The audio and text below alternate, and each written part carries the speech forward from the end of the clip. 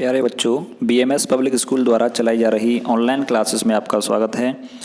ये आपका हिंदी का लेक्चर है और हम चैप्टर 3 डिस्कस करने वाले हैं, जिसका नाम है शब्द विचार। इससे पहले आप पहले और दूसरे लेक्चर में भाषा, बोली, उपभाषा, व्याकरण तथा वर्ण विचार के बारे में पढ़ चुके हैं। ठीक है, तो शब्द विचार की बात करते हैं। शब्द क्या होते हैं? तो सबसे पहले हमें यह समझना है कि शब्द होते क्या हैं। हम जो कुछ बोलते हैं या वाक्यों में बोलते हैं, तो वाक्य क्या होते हैं? जो वाक्य होते हैं वो शब्दों से बनते हैं, राइट। वाक्य क्या होते हैं? वाक्य शब्दों से बनते हैं। जैसे एक वाक्य ले लेते हैं, अंशु झूल रही है। तो अंशु झूल रही है, इसमें क्या है? अंशु, झूल, रही और है, ये 4 शब्द हैं। अंशु झूल रही है, ठीक है। इसी तरह विपुल बैठा है, इसमें 3 शब्द हैं। तो शब्दों और शब्द वर्णों से मिलकर क्या बनता है? वाक्य। अब आपको देखिए, यहाँ कुछ डायग्राम के हिसाब से समझाने की कोशिश की जा रही है। ये डायग्राम देखिए, इसमें क्या है आपको दिख रहा होगा, एक खिलौना है और खिलौने के पुर्जे हैं अलग अलग, ठीक है। इधर एक गुड़िया है, इसके हाथ अलग हैं, पैर अलग हैं, सिर अलग है। तो क्या होता है, जब कोई फैक्ट्री खिलौना बनाती है तो सबसे पहले क्या करती है वो, उसको खिलौने के अलग अलग पुर्जे बनाए जाते हैं, ठीक है। फिर उन्हें जोड़कर खिलौना बनाया जाता है। जिस प्रकार सही पुर्जे जोड़कर खिलौना तैयार होता है, उसी प्रकार व्यवस्थित वर्ण समूह से शब्द बनते हैं, जिनका कोई अर्थ भी होता है, ठीक है। अगर ऐसा शब्द जिसका अर्थ होता है उसे ही हम क्या कहते हैं? शब्द कहते हैं। परिभाषा देखिए इसकी, निश्चित अर्थ को प्रकट करने वाले वर्ण समूह को शब्द कहा जाता है। यानी वर्णों का ऐसा समूह। वर्ण क्या था? भाषा की सबसे छोटी इकाई थी। जब वर्ण मिलकर कोई एक समूह बनाते हैं और उस समूह का कोई निश्चित अर्थ निकल के आता है, तब उसे हम शब्द कहते हैं, ठीक है। जैसे सपोज मान लीजिए कमल, तो कमल में क्या? क, म और ल, 3 वर्ण मिलकर बना रहे हैं और इसका एक अर्थ निकल के आ रहा है। कमल पढ़ते ही आपके दिमाग में एक इमेज बन जाती है, किसकी? कमल के फूल की, राइट। कमल का फूल जैसा बन जाता है आपके दिमाग में। तो इसका मतलब क्या है कि इसका एक अर्थ है। अगर मैं आपसे बोलूँ र ट ल, र ट ल, तो इसका कोई अर्थ नहीं है, ये सार्थक शब्द नहीं है, इसलिए हम इसको शब्द नहीं बोलेंगे। ये केवल वर्ण समूह कहलाएगा, ठीक है। उसके बाद शब्दों को 4 आधारों पर विभाजित किया जाता है। देखिए शब्दों के भेद क्या क्या हैं। शब्दों को अर्थ के आधार पर विभाजित करते हैं, व्युत्पत्ति के आधार पर, उत्पत्ति के आधार पर और प्रयोग के आधार पर। तो अर्थ के आधार पर जो शब्दों को विभाजित किया जाता है वो फिर से 4 प्रकार के होते हैं। पहले अर्थ के आधार पर शब्दों को 2 पार्ट में डिवाइड किया जाता है, सार्थक शब्द और निरर्थक शब्द। फिर से जो सार्थक शब्द होते हैं उन्हें फिर 4 पार्ट में डिवाइड किया जाता है। एकार्थक, जिनका केवल एक अर्थ निकल के आता है। अनेकार्थक, जिनके एक से ज़्यादा अर्थ होते हैं। समानार्थक, यानी कि एक जैसा अर्थ देने वाले शब्द। और विपरीतार्थक, या जिसको विलोम शब्द भी बोला जाता है। ये ऐसे शब्द होते हैं जो हमें विपरीत अर्थ देते हैं, राइट। आगे देखिए, अब पहले बात कर लेते हैं सार्थक शब्द की। तो सार्थक शब्द क्या होता है? इसको मीनिंगफुल वर्ड्स भी कहा जाता है। जिन शब्दों का अर्थ होता है, देखो आपको नाम से दिख रहा होगा, सार्थक यानी सही अर्थ। जिन शब्दों का अर्थ होता है उन्हें हम सार्थक शब्द कहते हैं। जैसे पानी हो गया, पुस्तक हो गई, लड़की हो गई, मकान हो गया। तो इन सब से क्या है, इन शब्दों के अर्थ निकल के आते हैं प्रॉपर, तो इसीलिए इनको सार्थक शब्द बोला जाता है। अब सार्थक शब्द जो थे वो 4 पार्ट में विभाजित किए गए थे। पहला था एकार्थक शब्द, यानी सिंगल मीनिंग वर्ड्स। एक अर्थ वाले शब्द एकार्थक शब्द कहलाते हैं, जिनका केवल एक ही अर्थ निकलता हो। जैसे मेज है, अगर मैं बोलूँ कि मेज, तो क्या होगा, आपके दिमाग में केवल एक इमेज बनेगी कि लकड़ी की कोई ऐसी वस्तु है जिसकी 4 टांग होती हैं, जिसके ऊपर हम बुक्स रखते हैं या उसके ऊपर खाना खाते हैं, ठीक है। लेकिन एक ही अर्थ निकलेगा इसका। कुर्सी की बात करें तो भी आपको एक ही अर्थ निकल के आएगा। गाय, रोटी, ये सब क्या हैं? एकार्थक शब्द हैं। उसके बाद बात करते हैं अनेकार्थक शब्द की। वर्ड्स विद वेरियस मीनिंग, यानी जिनके एक से ज़्यादा अर्थ निकलते हैं। तो जिन शब्दों का प्रयोग अनेक अर्थों में किया जा सके वे कहलाते हैं अनेकार्थक शब्द, ठीक है। जैसे दंड, तो दंड मतलब क्या होता है? डंडा भी हो जाता है, जुर्माना भी होता है, बांस को भी दंड बोला जाता है और हाथी की सूंड को भी दंड बोला जाता है। देखिए एक ही शब्द लिया था और उसके अर्थ कितने सारे हो गए। तो ऐसे जो शब्द होते हैं उनको अनेकार्थक शब्द कहा जाता है। पानी हो गया, तो पानी में क्या? जल, रस, साहस, चमक, इज्जत, यानी पानी का हम कई जगह पे अर्थ लगा लेते हैं। जैसे बोला जाता है कि पानी पानी हो जाना, कोई आदमी पानी पानी हो गया, मतलब क्या? शर्म से वो यानी उसको बहुत ज़्यादा शर्म आ गई कोई काम करने में, तो शर्म से झुक गया, तो बोलते हैं पानी पानी हो गया, ठीक है। या उसकी इज्जत चली गई, राइट। आगे देखिए, समानार्थक शब्द या पर्यायवाची शब्द भी बोला जाता है इनको, इंग्लिश में सिनोनिम्स कहते हैं। तो जिन शब्दों का अर्थ समान होता है वे समानार्थक शब्द कहलाते हैं। जैसे भूमि, तो भूमि का क्या होता है, भू, धरा, धरती और पृथ्वी, इन सब का एक जैसा अर्थ है, राइट। यानी हम भूमि की जगह भू का यूज़ कर सकते हैं, धरा का यूज़ कर सकते हैं, धरती भी लिख सकते हैं और पृथ्वी भी लिख सकते हैं। ऐसी रात है, तो रात के लिए आप देखोगे समानार्थी शब्द निश। निश मीन्स भी क्या होता है, रात, निशा रात, रजनी को भी रात्रि बोलते हैं और रात्रि भी कह सकते हैं इसको। तो ये क्या हो गए इसके पर्यायवाची शब्द, ठीक है। उसके बाद बात आती है विपरीतार्थक या फिर विलोम शब्द की। इनको इंग्लिश में एंटोनिम्स कहा जाता है। जो शब्द विपरीत या उल्टा अर्थ बताते हैं वे विपरीतार्थक शब्द होते हैं। जैसे दिन, रात, यानी रात और दिन। तो रात तो क्या होती है, जहाँ पे अंधेरा होता है और दिन में उजाला होता है, तो एक दूसरे का उल्टा हो गया। तो ऐसे जो शब्द होते हैं वो कहलाते हैं विपरीतार्थक शब्द। आकाश का उल्टा पाताल, जीवन का मृत्यु, अच्छा का बुरा। ऐसे और बहुत सारे एग्जाम्पल हैं। अगर आप और भी एग्जाम्पल लेना चाहोगे तो मैं अगर बोलूँ मोटा तो उसका उल्टा क्या हो जाएगा, पतला, ठीक है। ऊंचा का उल्टा नीचा। तो ये सारे कैसे हैं, विपरीतार्थक शब्द। ये थे सब सार्थक शब्द के प्रकार। अब बात करते हैं निरर्थक शब्द की। निरर्थक शब्द क्या होते हैं, मीनिंगलेस वर्ड्स, जिनका कोई मीनिंग नहीं होता है, जिन शब्दों का कोई अर्थ नहीं होता है, वे निरर्थक कहलाते हैं।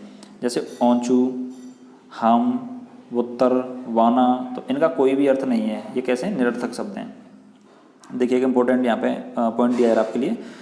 निरर्थक शब्द सार्थक के साथ लगकर कभी कभी अर्थ देने लगते हैं, ठीक है। या निरर्थक शब्द को अगर हम सार्थक शब्द के साथ जोड़ दें तो हमें कभी कभी उसका अर्थ महसूस होता है। जैसे आपने देखा होगा काम वाम, मैं काम वाम नहीं कर पाऊँगा, ठीक है। या फूफा फूफा बोल देते हैं, पानी फानी। तो पानी क्या है, सार्थक शब्द है, उसके साथ लगा दिया फानी, तो फानी क्या है, उसका कोई अर्थ नहीं है, लेकिन साथ में लग के पानी फानी यानी कि पानी के अलावा और भी जो चीज़ें हैं, तो वहाँ वो उससे लग जाता है कि कोई अर्थ है। देखिए यहाँ वाम से क्या तात्पर्य है, किसी भी तरह का कोई और व्यापार।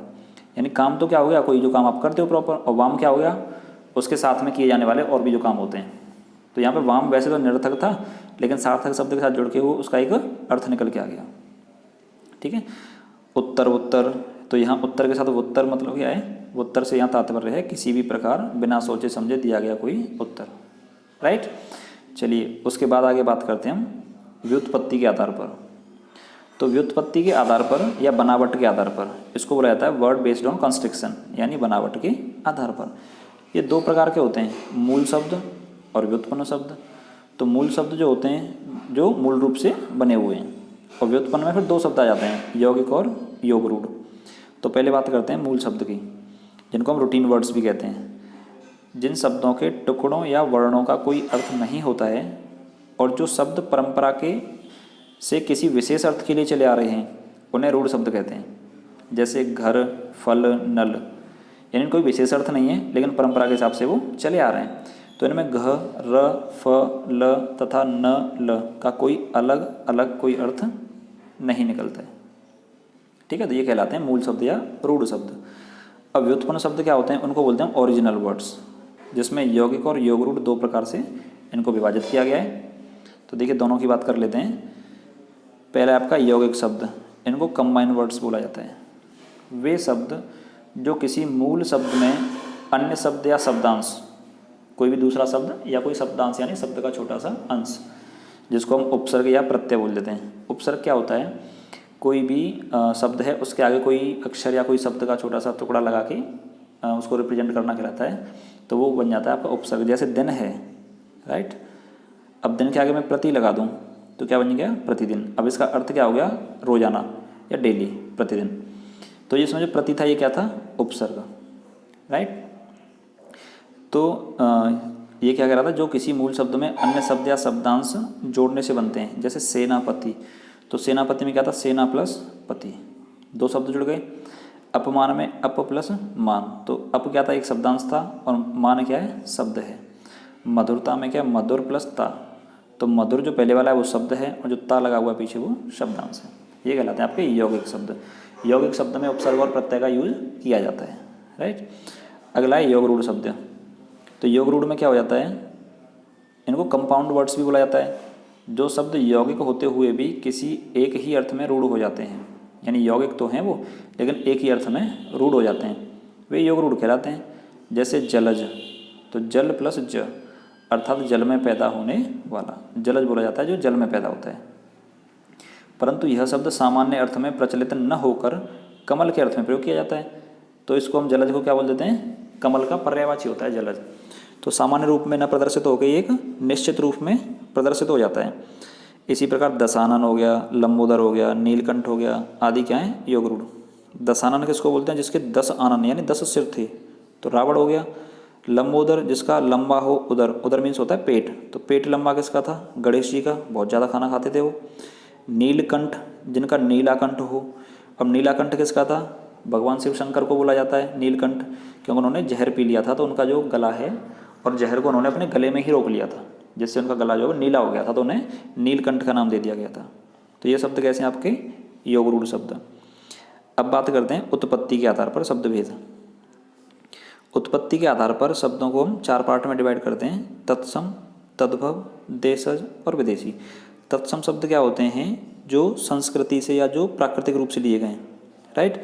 तद्भव जो होते हैं जिनमें थोड़ा सा चेंज करके उन्हें यूज किया जाने लगा है। देशज जो किसी लोकल एरिया में यूज किए जाते हैं, और विदेशी जो होते हैं जो किसी दूसरी भाषा से लेकर हम उनका हिंदी में प्रयोग करने लग गए। तो इनको डिटेल से पढ़ते हैं। देखिए पहले बात करते हैं तत्सम शब्द की। तत्सम शब्द क्या हो गया, ये संस्कृत वर्ड भी बोला जाता है। तो संस्कृत के वे शब्द जो अपने मूल रूप में ही हिंदी में प्रयोग किए जाते हैं तत्सम शब्द कहलाते हैं। जैसे फल हो गया, जल हो गया, साधु, आचार्य आदि।